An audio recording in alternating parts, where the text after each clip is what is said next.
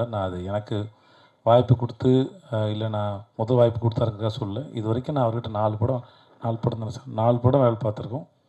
முதல் படத்துலேருந்து நான் மாமனிதன் வேலை பார்க்குற வரைக்கும் எங்களுக்கான பட்ஜெட் கூட கிடைச்சாலும் அவர் தென்மேற்கு பருவக்காற்று படத்தில் மிக குறைவான பட்ஜெட்டில் எப்படி ரொம்ப பொறுப்போடையும் படம் வேகமாகவும் வேலை பார்த்தாரோ அதில் துளி கூட குறையாமல் தான் எல்லா படத்துக்கும் வேலை பார்த்தார். சீனிவாசன் மாதிரி ஒரு இயக்குனர் கையால் நீங்கள் அறிமுகமாகிறதுக்கு முதல்ல நீங்கள் கொடுத்து வச்சுருக்கணும். அதுக்கு முதல்ல வாழ்த்துக்கள்.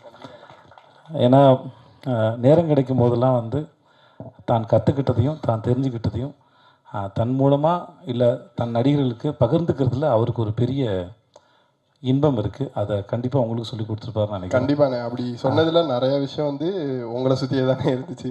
சேது இப்படி பண்ணா, சேது அப்படி பண்ணான்னு தானே நிறையா எடுத்து விட்டுருங்க. வேறு ஏதாவது கற்றுக்கிட்டு இருந்து ஸோ உங்களுக்கு மூலம் என்னுடைய வாழ்த்துக்கள் சார்.